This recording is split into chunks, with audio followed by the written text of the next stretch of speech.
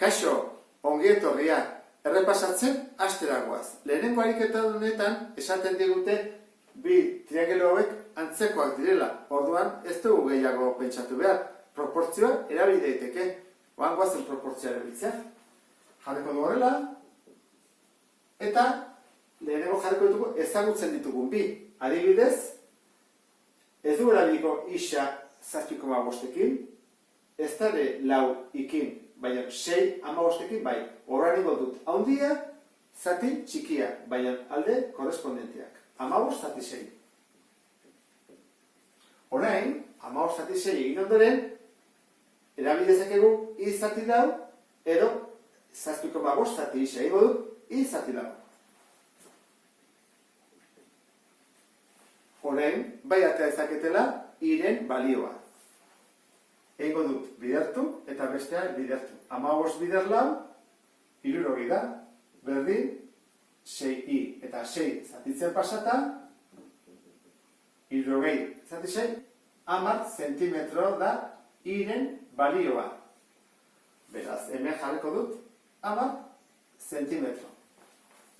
Orain, isa jakiteko, 15 zati 6 erabiliko dut? Ba ez, behar bat egokiagoa da hau erabiltzea.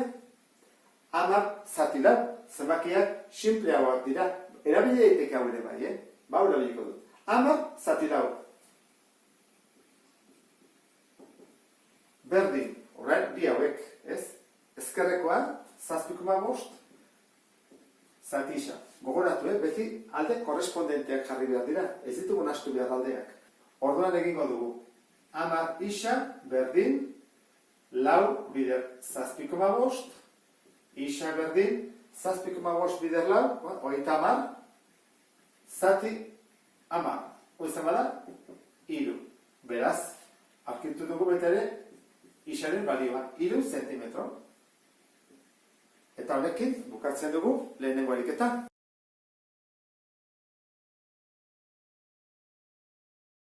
Bigarren ariketan ditugu bi paralelo, R eta S, eta horrek esan nahi du berak mozten dituen zuzenkiak proportzionalak izango direla. Orduan, hori egingo dugu, jarriko dugu proportzional moduan, eta egingo dugu isa zati bi, adibidez, berdin, 10,5 zati zazpi. Orduan egingo duguna da, zazpi bidertzen pasa, bi bidertzen pasa, eta horren isa bakarrik utzi. Bi bider 10,5, 21. Zati zazpi, 3. Orduan, erantzuna da 3 zentimetro dela zuzenki honen luzera.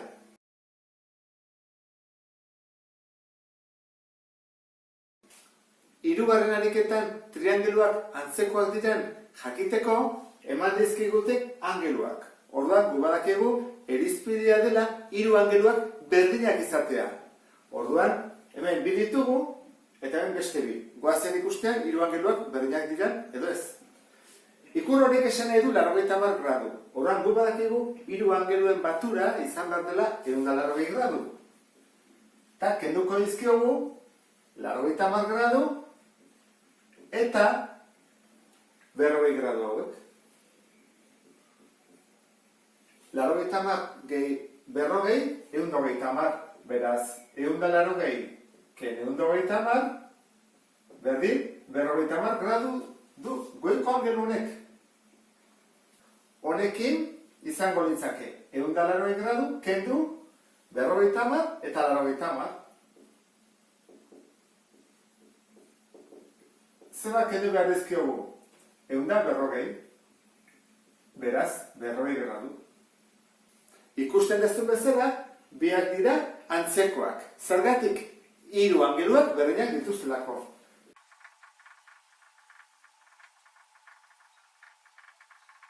Beraz, bai, antzekoak dira 3 angeluak berdinak direlako. Triangelu hau igoko bagenu eta gero giratu, atako litzake honen antzekoa.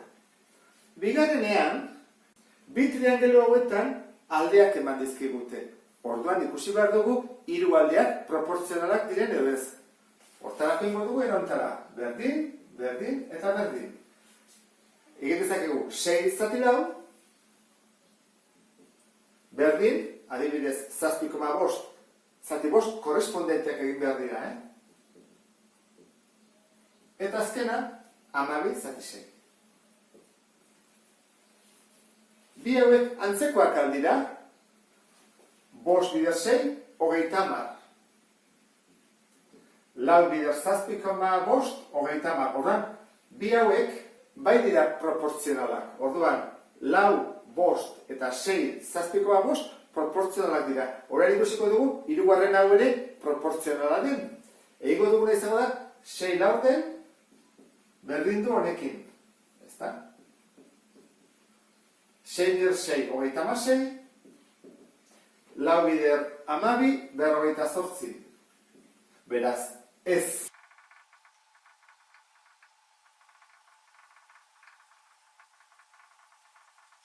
Ez dira antzekoak, hiru aldeak ez direlako proportzionalak. Ikusten duzu bezala, bi hauek baziran proportzionalak, baina hori ez. Behar bada hasieratik kontuatu zera, 6 zati lau dela 1,5 eta 12 zati 6 dela pi, beraz, bi arrazoiak desberdinak direnez, ez dira antzekoak. Eta azkeneko honetan, hirugarren bikotea antzekoa den jakiteko eman dizkigute. Batetik angelua eta bestetik angeluei osatzen dituzten bi aldeak. Noiz dira bi triangeluak antzekoak? Badakizu gogoratzen zeranez, irizpide bat badago non esaten du angelu berdina baldin badago eta bi aldeak, hau da, angelu osatzen duten bi aldeak proportzionalak baldin badira, bi triangeluak antzekoak izango dira. Orduan, hori ingo dugu. Bi angeluak berdinak direlako, ikusiko dugu angelua osatzen duten bi aldeak proportzionalak diren edo ez. Orduan, jarriko dugu, berdin, egingo dugu 6 zati 8, adibidez, berdin, 9 zati 12. 6 bider 12 egingo dugu, eta bestetik 9 bider 8. Bi kasuetan, 72. Beraz, idatziko dugu.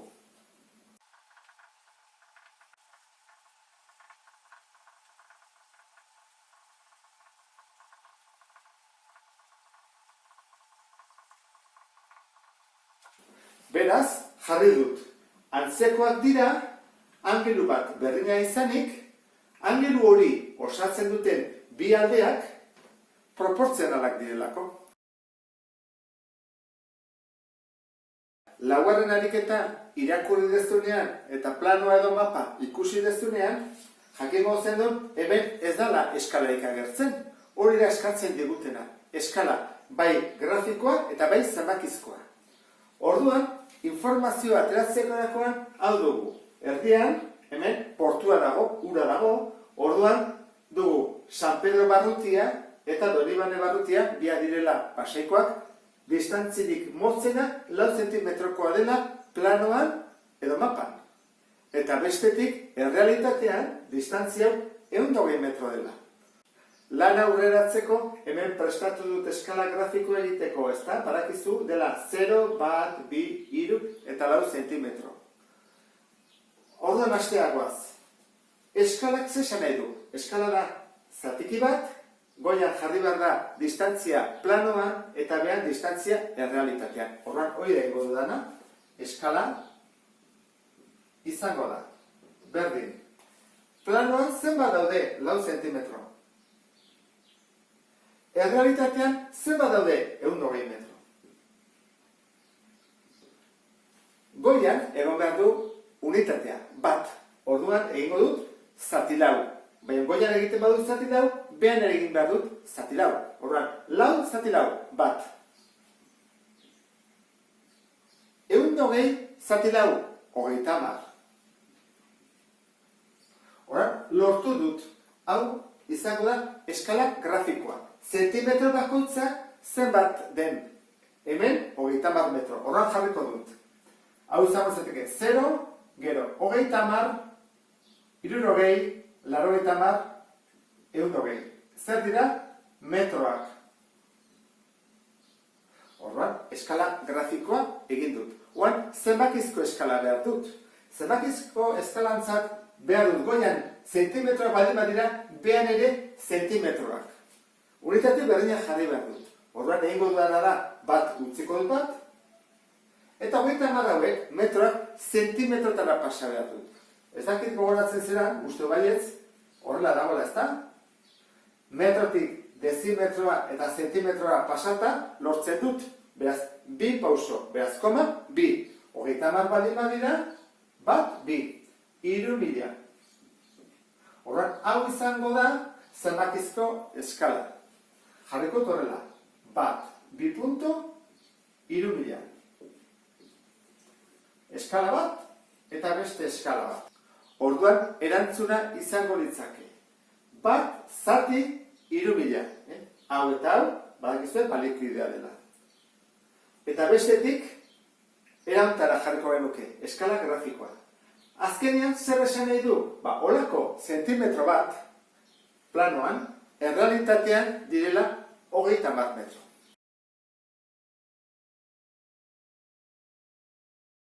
Bosgarren ariketan datuak jarri ditut, batetik etxearen altuera 5 metro direla, bestetik etxearen itzala 8 metrokoa dela, eta etxearen itzaletik antenaren puntaren itzalaraino 12 metro daudela.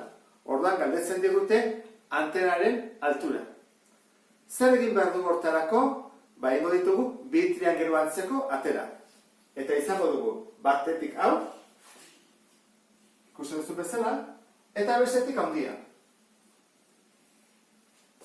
Orduan, txikiaren oinarria 8 da, eta altuera 5. Honen altura zen bada, handiarena isa ez dakigulako. Eta oina, ez dira 12, dira 12 gehi 8 guztira, 20. Orduan, nola, 2 triangeluak antzekoa diren, oan esango dugu zergatik, egin dezakegu proportzioa. Bientzako angelu berdina da? Bai, 80 gradukoa. Eta nola, izpiak paraleloak diran, angelu hau eta angelu hau baita ere berdinak dira. Beraz, 2 angelu berdinak baldin badira, 3. ere derrigorrez berdina izango da, antzekoak dira. Horan bai, egingo dugula proportzioa. Egingo dugula izango da, isa zati 5, altura handia zati altura txikia, berdin, 20, zati 8. Bidertzen pasatuko dut, 8 isa berdin 100, eta isa berdin, egin behar dugu, 100 zati 8. 100 zati 8, bana, 2 soberan, bina, 4 soberan, 0. Orduan, 12,5. Bueno, hango zen ikuste 12,5 zer den. 12,5 metro, zer da? Altura osoa, ez da? Altura osoa. Orduan, antenak guztira, nun dago 12,5 metrotara. Baina behar bada galdetu bat ziguten, ez zigutena galdetu, antenaren luzera, hori desberdina da. Orduan, luzera galdetzen bat digute, zen bada luzera? Hemendik gora, etxetik gora. Hortarako kendu behar diogu 12,5 5 metroak, etxearen metroak. 12,5 ke 5, 5 eta 7. 7,5 metroko luzera du antenak. Eta lurretik 12,5 metroko altura hartzen du.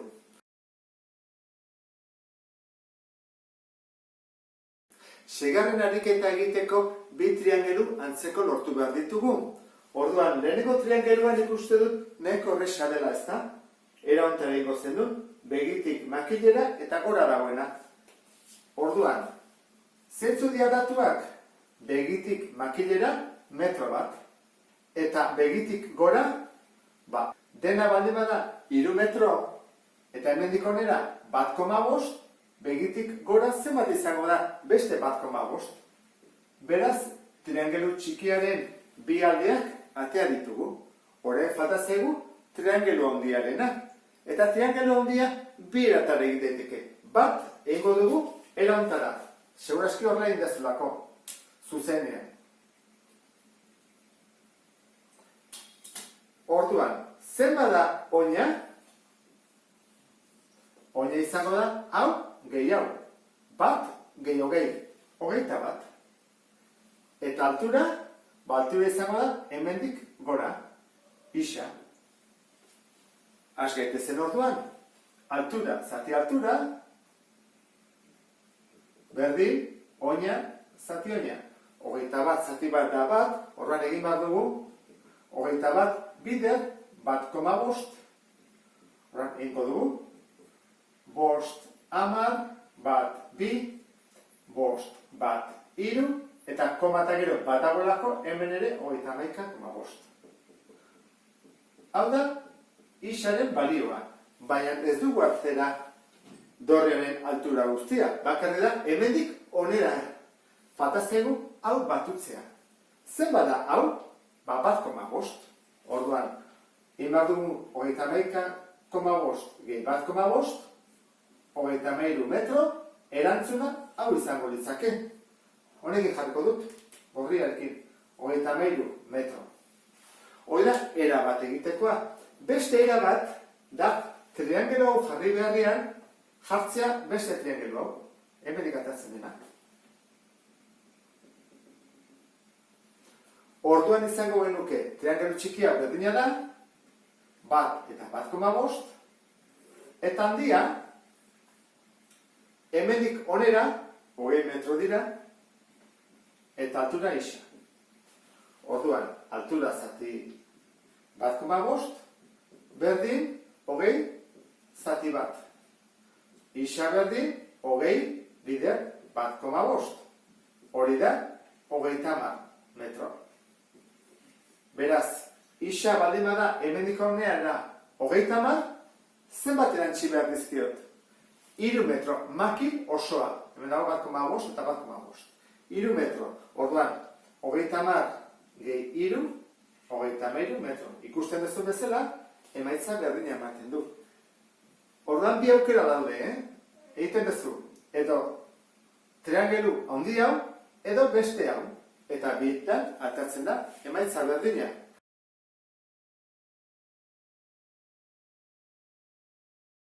Jakiteko pintoreak zenbat pintura pot erosi behar dituen, lehenengo datua jarriko ditugu.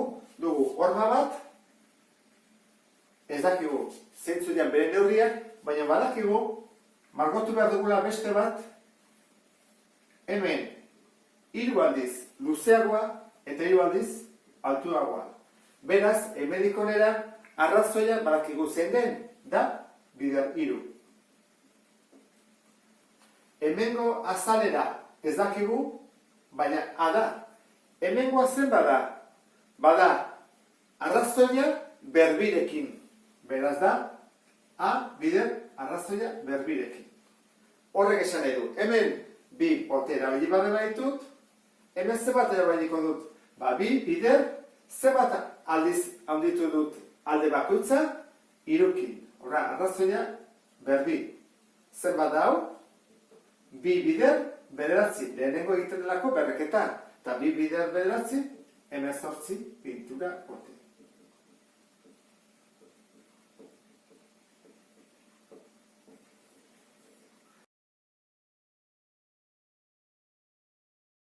Kupelarekin antzera jokatuko dugu. Jarriko ditugun datuak. Dugu kupela handia eta kupela txikiagoa. Eta batetik bestera zer egin du? Hemendik ordean bikoitza da. Orduan, oina da bikoitza eta altura da bikoitza. Orduan, hemen zenbat litro daude? Guk hemen badakigu daudela 800 litro. Hemendik onera nola pasatuko dugu? Volumena goratuko zea. Nola kalkulatzen da bigarren volumen hau? Izango da, lehenengo volumena, bider R ber 3. Volumena ber 3 delako. Hemen ber 2 den bezala, hor da, ber iru. Orduan, hartuko ditugu 800 litroak, eta bidertu behar dugu, R, arrazoia ber irukin. Beraz, 800 bider, bi, 8. Toize bada, 8 bider 8, 74 eta 2 0. Beraz, 6.000 litro.